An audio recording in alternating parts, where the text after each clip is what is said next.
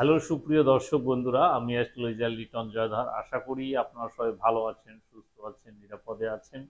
আপনারা ভালো থাকেন, সুস্থ থাকেন, নিরাপদে থাকেন, এই কামনাই করি। আজকে আপনাদের সাথে যে বিষয়টি নিয়ে কথা বলবো সেটি হচ্ছে রাহু আপনাকে কোটিপতি বানাবে। আমাদের অনেক গ্রহ রয়েছে, 9টি গ্রহের মধ্যে রাহু কেন কোটিপতি বানাবে? যেমন রবির মতো একটি গ্রহ রয়েছে, বৃহস্পতির মতো একটি গ্রহ রয়েছে, সেখানে রাহু কিভাবে কোটিপতি বানাবে? কারণ রাহু আমরা জানি বাধা, বিঘ্ন, ক্ষয়ক্ষতি, লোকসান, বিপর্যয়, ধ্বংস এগুলি আমাদের দিয়ে থাকে। আবার সেই রাহু কিভাবে আমাদের কোটিপতি বানাবে? এটি একটি হাস্য কথা, কিন্তু বাস্তব যে কথা সেটি হচ্ছে অবশ্যই রাহু আপনাকে কোটিপতি বানাবে। সেটি কিভাবে? সেটি কিভাবে বানাবে সেটি জানতে হলে ভিডিওটি প্রথম থেকে শেষ পর্যন্ত দেখুন। প্রথম থেকে শেষ পর্যন্ত দেখলে এই বিষয়গুলি বুঝতে পারবেন, কারণ এর ভিতরে কিন্তু অনেক গুরুত্বপূর্ণ তথ্য রয়েছে যেটি আপনার এখনো অজানা। আপনার জন্ম তারিখের মধ্যে যদি সেই সংখ্যা থাকে তাহলে অবশ্যই আপনার জীবনে অর্থের জোয়ার আসবে, এটি কেউ আটকাতে পারবে না। সুতরাং এই ভিডিওর সাথে থাকুন এবং আপনার হাত মিলিয়ে নিন যে আপনার হাতে এই সমস্ত চিহ্ন আছে কিনা। যদি থাকে তাহলে অবশ্যই আপনি আপনার জীবনে সাকসেস দেখতে পারবেন, আপনার জীবনে প্রচুর অর্থ লাভ করতে পারবেন। চলুন কথা না বাড়িয়ে আমরা এই হাতের বিশ্লেষণটি করে থাকি। তো এখানে আমি লিখেই রেখেছি যে রাহু আপনাকে কোটিপতি বানাবে।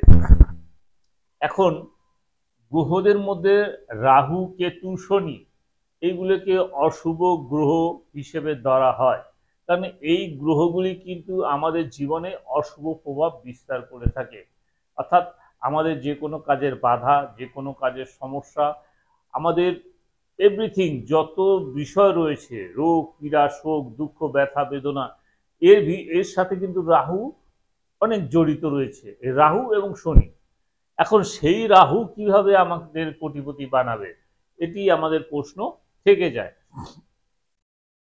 তো আমাদের যে হাত রয়েছে, এই হাতের যে মূল বিষয়গুলি রয়েছে সেটি হচ্ছে আপনার রেখা এবং গ্রহের অবস্থান।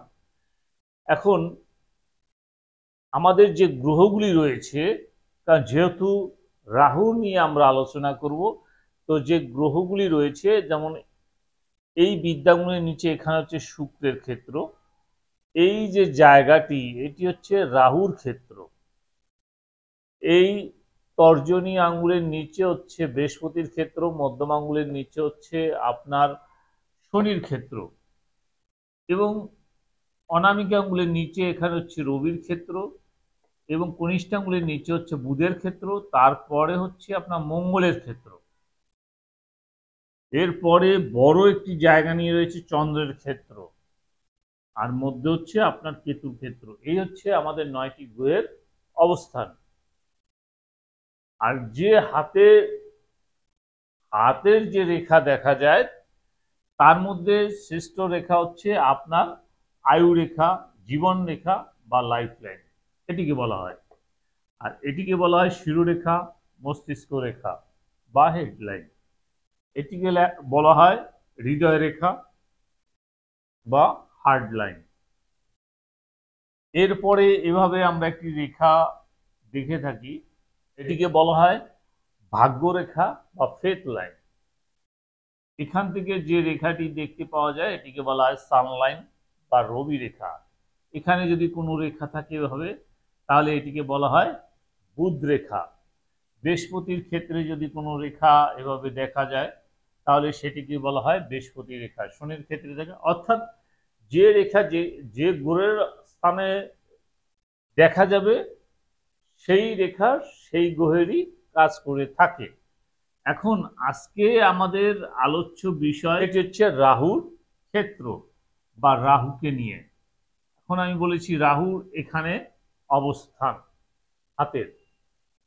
এখন রাহু আপনাকে কিভাবে কোটিপতি বানাবে? আমাদের সবসময় দেখতে হবে যে এই জায়গাটি কতটুকু পরিষ্কার রয়েছে, অর্থাৎ কতটুকু রেখা কম আছে। যত রেখা এখানে কম থাকবে তত আপনার জন্য শুভ। অর্থাৎ এই রাহুর ক্ষেত্রে যদি রেখা দেখতে পাওয়া যায় তাহলে বুঝতে হবে যে আপনার রাহুর ক্ষেত্রটি খারাপ রয়েছে, এবং যত কম রেখা থাকবে এখানে তত আপনার জীবনে উন্নতি হবে।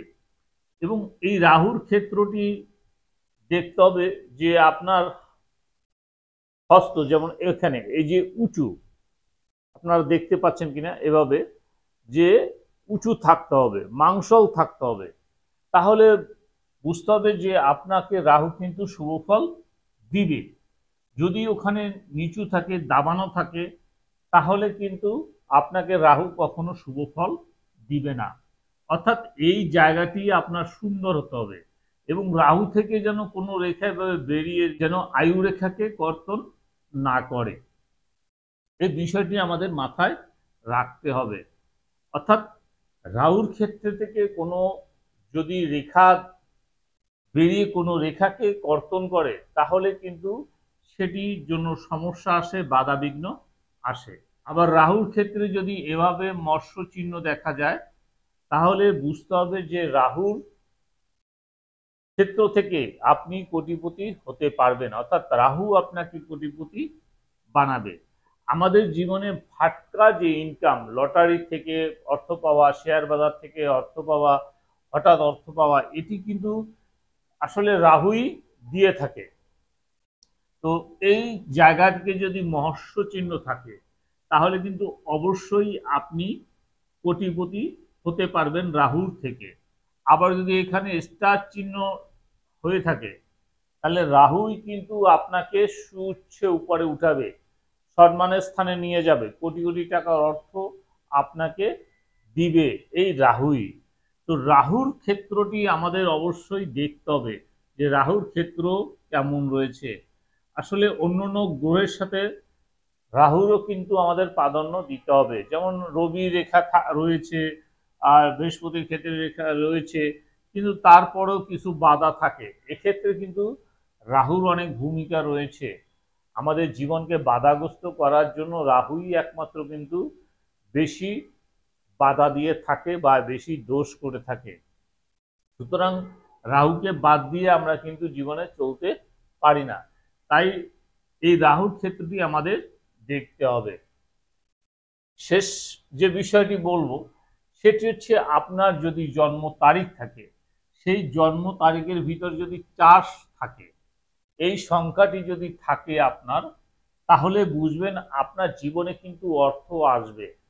অর্থ থাকুক বা না থাকুক আপনি প্রচুর অর্থ আয় করতে পারবেন, কিন্তু সে অর্থকে ধরে রাখার দায়িত্ব আপনার। এটি চাইনিজ নিউমোলজি অনুসারে, অর্থাৎ লুসো গ্রিক অনুসারে, যদি কারো জন্মছকে 4 সংখ্যা পাওয়া যায় তাহলে কিন্তু সে কোটিপতি হতে পারবে বা সে প্রচুর পয়সা আয় করতে পারবে।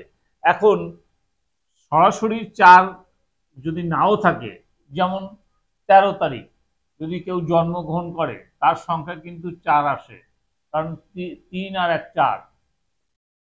যদি কারো সংখ্যা 22 হয় জন্ম তারিখ তাহলে কিন্তু 4 আসবে। এরকম যদি কারো দেখা যায় যে সংখ্যা আসছে, অর্থাৎ 4 তারিখ, 13 তারিখ, 22 তারিখ, এরকম কেউ যদি জন্মগ্রহণ করে থাকে তাহলে কিন্তু তার সংখ্যা 4 আসে এবং সেও কিন্তু প্রচুর অর্থের মালিক হতে পারে। কাজেই আমাদের এই 4 সংখ্যা কিন্তু রাহুর সংখ্যা, কাজেই রাহু কিন্তু আমাদের প্রচুর অর্থ দিতে পারে। যেমন আমি তার প্রমাণ, সেটি হচ্ছে, দেখেন